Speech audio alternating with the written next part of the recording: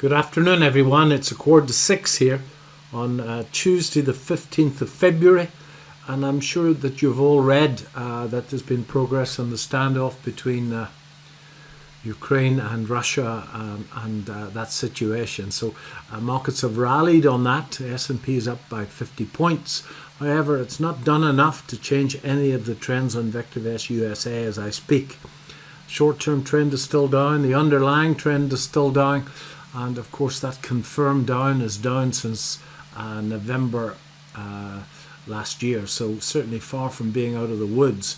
I have the VectorVest market timing chart here, and I've shown the medium-term market timing system known as the DEW, and the DEW has been down since the 5th of January. Darn good signal it was. It's getting close now to a buy signal. For a buy signal, we need to close above the moving average, and this momentum indicator needs to move above zero. If that's in fact fulfilled, then we will get a medium-term buy signal, and I think that I will use that to start to dip my toes into this market. I have one position, CF, and I nearly got stopped out of it this morning on this morning US time on a tail of a candle. Missed the stop loss by less than $1. So a bit of luck. Sir Alex Ferguson says you need a little bit of luck to win the premiership. So hopefully I haven't burnt all of mine. The S&P 500, well, the S&P 500 has, as you can see, found a low yesterday, and that sell-off on Monday. It's found a low at 62% of this range. So that's a sign that, if you actually look in the intraday charts, it actually charted a double bottom there. So it came to the level, was bought up, came up by 50 points. That happened in the pre-market, and then went right down to the level again and was bought up again. So pretty good sign there.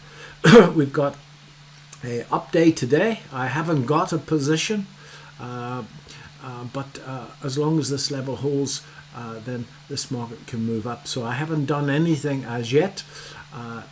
If the standoff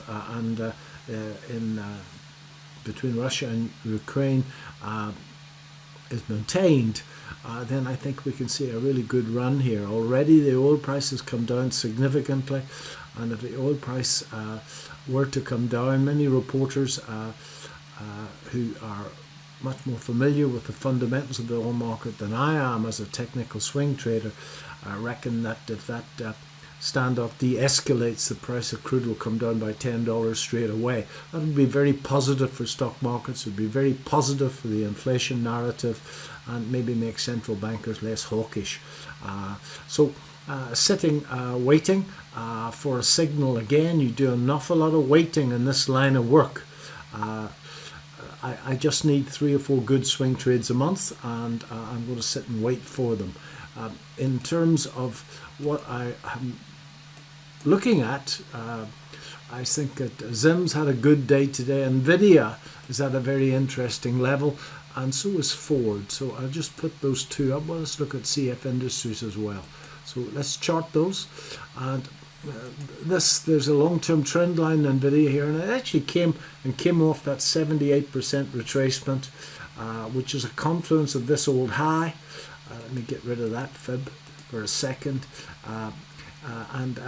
It's now it's come back in 3 waves, which is also very healthy indeed, and it's pushing up against this pretty obvious trend line. So if we have a look at this clearly, if the DEW does turn up, and we start to close above this, we start to get a VectorVest buy recommendation, then the target up here would be significant. So that's something to look at. That's CF Industries. That's the tail that came back. My stop loss was underneath that low. I hadn't pulled it up. When I make as much as I've risked, I normally take a bit on a swing trade and get the stop to entry, but I hadn't made as much as I'd risked on this particular move here. So the stop loss was still at entry, and I got away with that. A bit of luck. I've been stopped out in similar situations many a time. Interestingly, this low was in fact nearly 61% of this. And as you can see, this is sort of a trend line in play here. So all is not lost. I'm pretty much now at break even. I got in at 72.50. This is Ford. Now Ford has pulled back to 62% of the last range and seems to have traded a little double bottom at that level, which is quite good.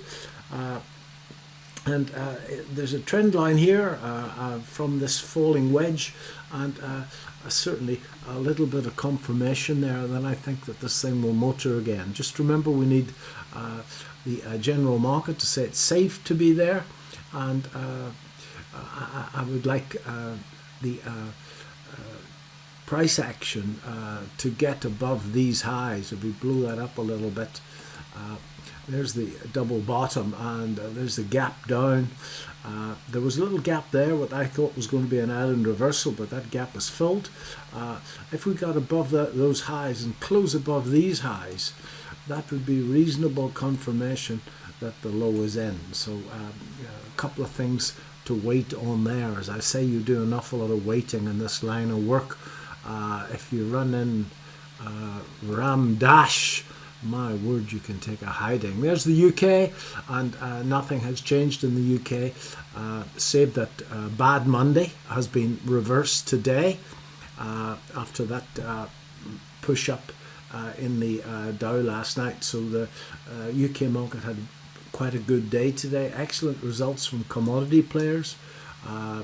Glencore, some great results. BHP, some great results, and lots of dividends coming down the stream. Those dividends will be reflected in my biggest asset, which is BlackRock World Mining Trust. So no new positions. Yesterday at our Q&A, I looked at JD Sports, I looked at Lion Trust Asset Management, and we looked at Cape for buy-ins after the sell-off, and certainly Lion Trust and JD Sports, if the general market comes right, and I'm hoping it will quite soon, those look as if they can move back up again. So we'll be looking at those in detail over the next few days. Thanks very much indeed.